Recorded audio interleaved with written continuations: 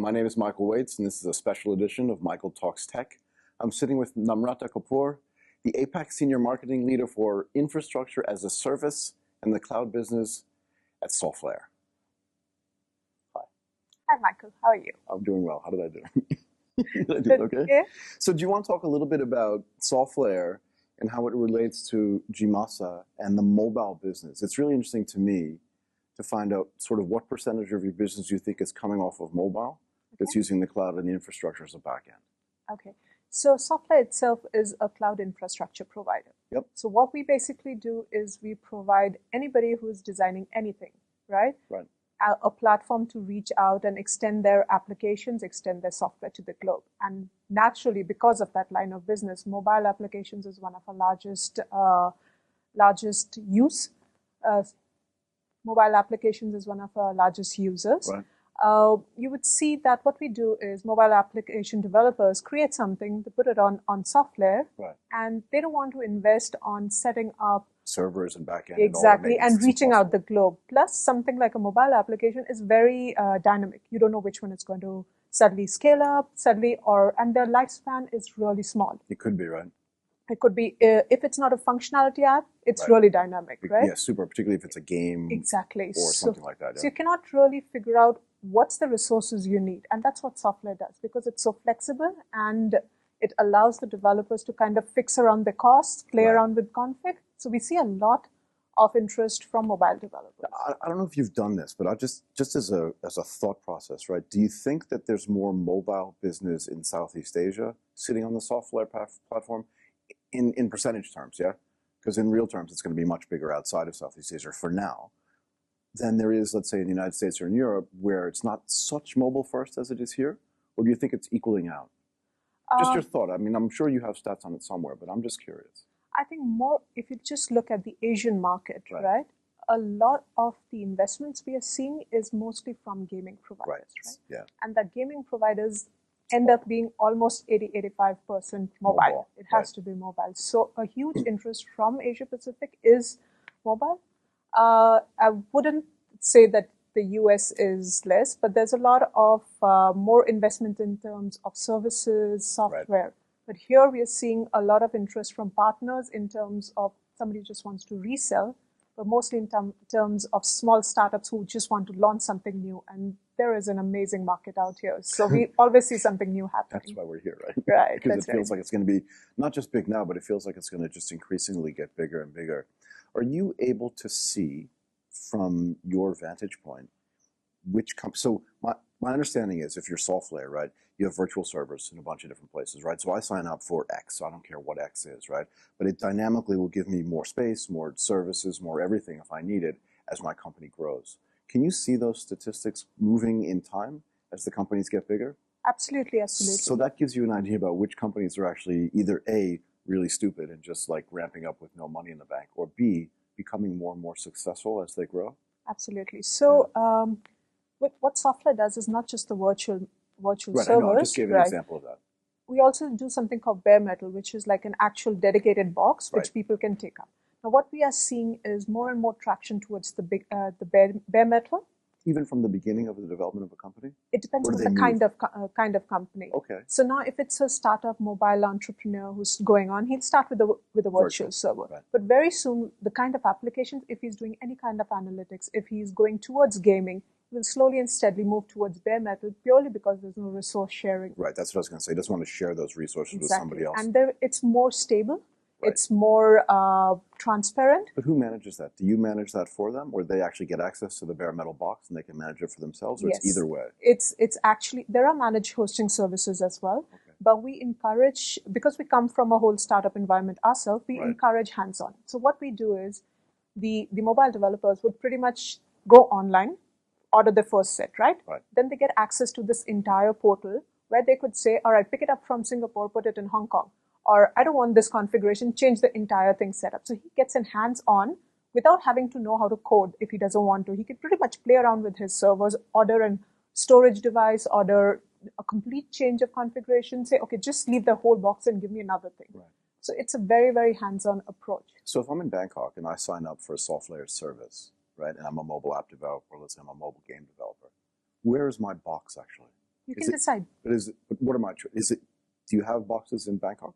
So in Asia Pacific, we've got Singapore, Right. Japan, which is in Japan. Tokyo. Yep. Then we've got Hong Kong, one in Sydney, one in Melbourne, data center itself, and in India. And then, of course, we've got a whole set in Europe. We've got the entire US covered. For sure. So sitting out here in Bangkok, you can decide, okay, my customer base is Southeast Asia. Right. So I want to choose Singapore. You can choose Singapore. And Right. the level of transparency that you get is extremely important because you can say, okay, it's here in Singapore, it's in this pod, it's in this rack, and you have a controlled, transparent view of where it is. So if it's Right. audits, if it's security, you have complete access. So it's not just, hey, it's in the cloud, it's somewhere here. Right. I understand. Japan, that's interesting. How many centers do you have in Japan? We have one data center in Japan, Tokyo. In Tokyo. Yes. So where do you see the most growth going forward? Right. So when you think about a sales plan or just a growth plan, where do you see it? Okay, so in Asia, we started in Singapore. Right. Our next data center was Hong Kong. And then we've seen big interest in Singapore because it's centrally located. Right. Hong Kong was extremely important for us. We saw a huge inflow. It's still doing amazingly well. Mm-hmm. And then we landed in Australia. So we're seeing traffic in each of these locations. Okay. And it's not just Asian countries, obviously, because the US, the Europe, everybody wants to come out here and access customers here. Right. So we would say Hong Kong. Japan was recent last year. Right. So we have seen all of these regions, not just from the local companies, but also companies who want to invest or want to get closer to customers here. Right. So in other words, if I have a service that is being built in the United States but that has customers in Japan, I can put some of my stuff on a server in Japan or on a bare boxes. Yes. Bare metal in Bare Japan. metal boxes. Yes, In that's Japan right. as well. And the thing is, because if you have a box in, say, the US, one of our US centers, and you have a box in Hong Kong, right. They pretty much, yes, it's one environment. It's not, you can manage it all as in one environment. All a data center. What's the latency though between a box in the US and so a it's box a very in Japan? live control. You can pretty much go online, see at that point what is your latency. You can figure out what's the best thing for you, whatever the line of software or business or whatever you're running. Got it. And because all the data centers are connected through our own dark fiber, that means internally it runs as one environment. So when you say dark fiber, you mean nobody else shares the fiber. No. So you lay your own cables under the ocean and nobody else is on it except so for we you. leased, but at the end of the day, it's just all you. ours. Yeah, so yeah. that means internal movement, no costs. Right. It also means that when we one DC server can talk to another at absolutely same environment, you have absolute control. You don't have to set up 5 different control panels for everything. So in my mind, right, so you have other competitors who we won't mention, right? But I don't believe this is a winner-take-all type of business. The market is huge. It's huge. It's huge. It's really like, it's so massive, and I feel like it's growing so fast. And everything's moving into this kind of business model. Nobody wants to, so in the old days, right, when I was at Goldman Sachs or Morgan Stanley, we used to run massive internal data centers. It was hard work, right? It was all of our own, what you would call bare metal. Right. And if one of those servers went down, they'd have to call somebody at 3 o'clock in the morning to come in, replace it, program stuff on it, and then get things going again. But now, everything's here. I even think some of the big banks are actually probably sit on SOFTLAYER or some of the other companies that do this. Right. And I don't think it's going to go back the other way. It shouldn't, because it's silly. Yeah, it's just so cost effective. It's just so flexible. You don't have to worry about things that are not your core business. Right. You focus on what you're doing and leave the rest. You're not a data center provider. You're not an infrastructure management service provider. So you shouldn't be focusing on all of that. Yeah, I mean, I wonder about this, right? So we used to think about starting up companies even just 10 years ago. You had to literally buy your own boxes, have a network gal to do all this stuff for you, and have somebody set up each instance of the service that you have. And now you just call somebody, press a button, and install your software. In fact, I'll say more of press a button, because you could just switch on or switch off a server like that.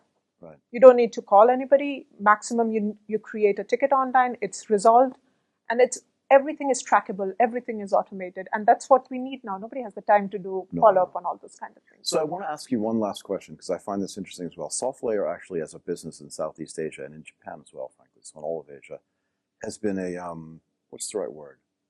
A very prominent sponsor for a whole bunch of, events and all these things like that. What's the idea there?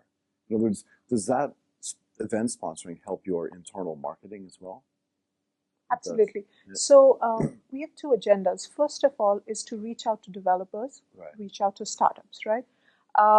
Because it's originally a US company. It is. Yes. Yeah. To get into the market, we find events like these the best place to get people to understand what the latest technologies are, right? So it's a great place to access it. Okay. In terms of internal marketing, getting our own folks, it's a great place for our technical guys to actually reach out to the community and build their own community as well. Yeah. So, yeah, events like this in South Asia, Southeast Asia are extremely important. So if I'm a startup, right, and I have one more question, sorry, I know I said that was the last, but I have more. Sure. If I'm a startup and I come to you either at the event or in your office and Yes. I say, okay, I don't have a lot of money because I'm bootstrapping this thing, but Right. can I let my stuff reside on your servers for Sure. some amount of time? Sure. And then we'll figure out like terms of payment later. Okay. Do you do that? We've got a very interesting program for startups Okay. specifically. It's an incubator program which SOFTLAYER does. It's called Catalyst. Catalyst. It's Okay. our own incubator program, not just, I'll let my stuff reside here. We do that for a year program. There's a lot of free money, free credits there. We Okay. also help you set up, talk to investors, talk to mentors. We help you do your own marketing stuff. Really? We, Do you invest as well? the company? Yeah. No, but we have tie-ups with all the major investing VCs and all that. Okay. So we help you get reach. So there's a lot of free credits. You can put your stuff. You can start developing on SOFTLAYER. Mm-hmm. We help you do the marketing stuff. We help you develop. We've got a huge setup in Asia. Mm-hmm. Hong Kong is huge for us. We've got a big team in Singapore as well. So the program is called Catalyst Startup Program. Yep. And if you're a startup and you're interested to just grow, that's the place you need to be. Awesome. Thank you very much. Thank you so I much. really Michael. appreciate it. Nice speaking to you. That was cool. Hey, no, don't go yet. Okay. I just want to thank NAMRATA Kapur for sitting with us. My name is Michael Waits, and this was Michael Talks Tech. We have an amazing lineup of guests today. Chris KROL, building apps can be silly crazy. Guillaume Sachet, modernizing media. SHAWN, video ads get personal. NIKKI ASSAVATHORN, building a mobile game studio. WASIN, THONKAEW, indie games. DJOANN, a story of community building and company building. CRV, GMASA founder and sponsor of this conference. NAMRATA KAPUR, insights on cloud services for startups. LAIS de Oliveira, started the Airbnb for office space in Southeast Asia. SAMSON MASIH, 50 billion impressions? Wow. IZHAK, he'll tell us things about online gambling that you won't believe.